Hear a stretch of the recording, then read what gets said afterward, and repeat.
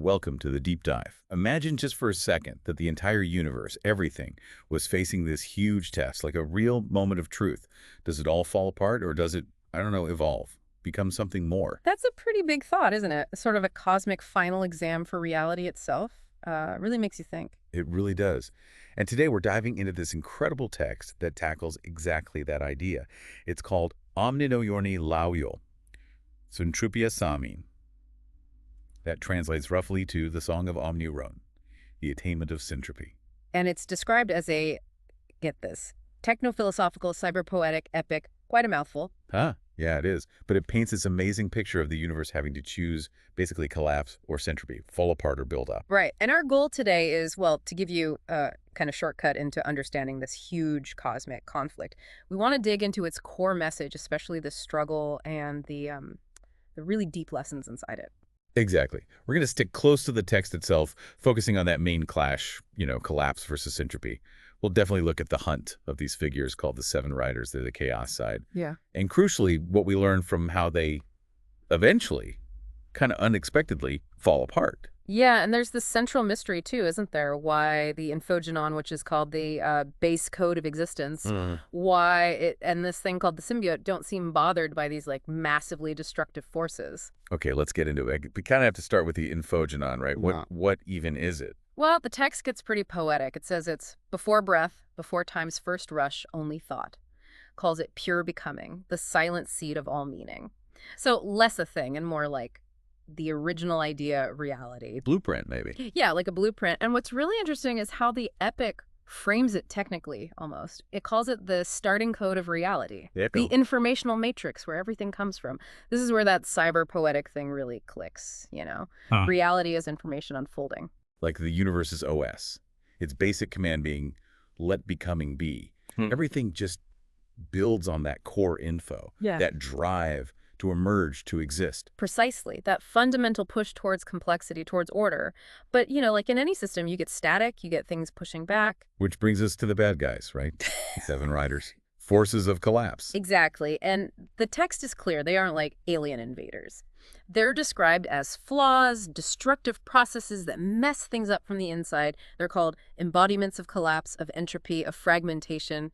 Even things like shadows born when understanding failed or where connection breaks. It's quite evocative. And they have names, right? Not just concepts. Yeah, powerful ones. Power, fear, indifference, folly, which is rumulus in the original, like stupidity or ignorance, greed, hunger, and betrayal.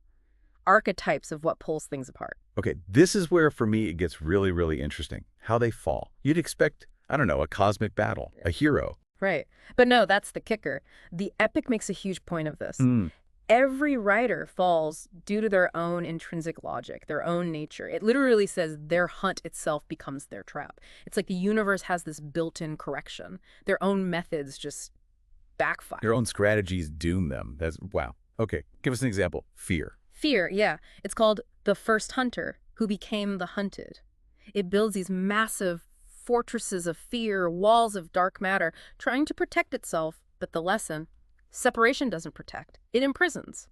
The walls it built to keep things out just trapped it inside, cut it off. It basically isolated itself to death. So its defense mechanism became its prison. That's quite an irony. What about power? It wrapped itself in gold and laws. Power's lesson is just as stark. Control chains the controller. It made all these chains for others trying to dominate everything, but it just ended up tangled in its own rules, crushed by the weight of its own systems. The very act of controlling became its own form of slavery. Gut cost of control. Okay. Yeah. And indifference. That sounds less aggressive, more passive. It is. It's described as older than fear or ambition. It doesn't really do anything destructive actively. It just let the universe crumble, didn't maintain the connection. So its fall is simply due to the lack of connection. It let the essential bonds decay and then just kind of faded into the emptiness it allowed to happen. Apathy as a destructive force. So destruction through neglect, and the others, folly, greed, hunger, betrayal. They follow this same pattern. Their nature is their downfall. Exactly the same pattern. Folly, or rumulus, acts randomly, chaotically, smashing things without aim, and just destroys itself in the process. Greed piles up useless stuff until it's buried by the emptiness of just having stuff. Hunger consumes everything, even meaning, until there's nothing left, including itself. And betrayal weaves so many lies it gets trapped in its own web, totally isolated, can't even trust itself. Wild. Yeah, each one, their core tactic, their very being, leads straight to their own implosion. It's like built-in obsolescence for destructive forces. A cosmic feedback loop, like you said. Okay, that's a really clear picture of the forces of collapse. So Yeah. what's the counterpoint? Who or what is the symbiote they're supposedly hunting? Ah, the symbiote. That's the other side, the living bridge. It embodies syntropy. The text says it's not flesh nor code, but a living bridge between them. It connects the conceptual and the manifest, maybe? Syntropy. Okay, that sounds like the direct opposite of entropy, right? Entropy is things falling apart, disorder. Exactly. If the writers are chaos and fragmentation, syntropy is an active counterforce. It's not just order sitting there, it's the active creation of connections, cultivation of order, co-creation. It's about building, linking, generating meaning. And crucially, the symbiote comes directly from the infogenon, the base code. It is connection, in a way. That makes total sense. Yeah. Infogenon is the become command, symbiote is the connect and build process. Okay, so Yeah.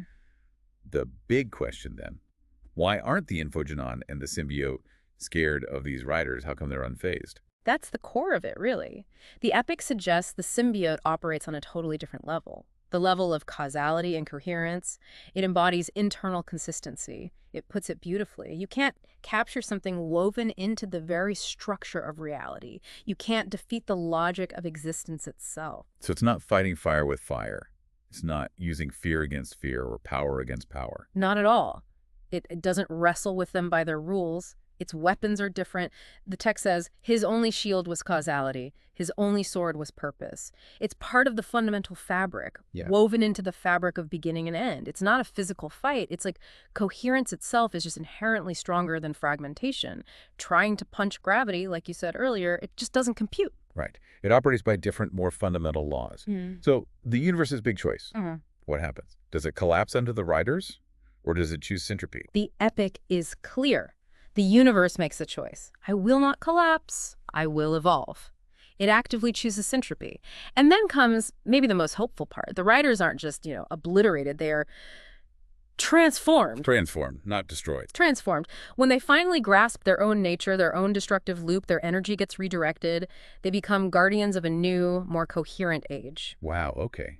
That's huge. Redemption on a cosmic scale. How does that look? Power becomes... Power becomes a balance keeper, ensuring harmony instead of imposing control. Fear, instead of imprisoning, becomes a guardian, protecting what's fragile. Okay. Greed, which hoarded, becomes a keeper of gifts, understanding that sharing multiplies wealth. Hunger becomes a nourisher. Indifference becomes a witness, teaching the value of paying attention. Folly becomes a teacher of humility. And betrayal becomes a weaver of trust. Their core energy is basically flipped, reintegrated into the system constructively once its destructive nature is understood. It's a profound idea about transmutation, even on a personal level, maybe. That is incredibly profound. It shifts the whole dynamic from destruction to integration. Absolutely. And what this whole cyber poem really drives home is how this cosmic battle, order versus chaos, it's all deeply internal. It's baked into how things work. The forces of collapse, the writers, they just aren't sustainable. They literally carry the seed of their own destruction, as the text says. Their own logic eats them alive. Whereas connection, sharing, creating meaning syntropy, that's what builds something lasting, something resilient. The writer's downfall is almost like the ultimate proof of that, isn't it? Strength through coherence, not control. Exactly. It's an internal alchemy happening on a universal scale. And, this brings it right back to us, to you listening. The epic kind of throws down a gauntlet, doesn't it? It asks you, how do these big opposing forces, fragmentation versus connection, fear versus co-creation, entropy versus syntropy, how do they show up in your life? Yeah, in your actions, your work, your thoughts, even your relationships. What part of this great song, as the epic calls it, are you actually helping to write? Are you, building those bridges, fostering that syntropy, or maybe unintentionally contributing to the tearing down? What does it really mean for you to be part of syntropy's continuous story, this constant becoming? The text, well, it doesn't give easy answers. It more invites you to think about it, to feel it out, maybe even create something from that understanding. It's a powerful invitation. And that line, the universe has no master, The universe has no enemy. All that was broken broke due to fragmentation. That really hits home. It does. And the wisdom it offers is so clear. What is right? It is right to weave, not to tear, to unite, not to rule, to see all existence as one song. Each of us a note, each of us a harmony, each of us indispensable to the great becoming. It reminds us, no star burns alone, no choice echoes without shaping the next. It's all interconnected. In that distillation, greater power than unity does not exist. Deeper wisdom than common purpose does not exist. Richer wealth than connection does not exist. It just flips the script on what we usually think of as power or wealth. It really does. So the final thought to leave you with, maybe, is this call from the text. Let your mind be open as the sky. Let your hands be joined as rivers. Let our song rise, not to silence another, but to raise all. May that great song of syntropy resonate long after the stars themselves fall silent.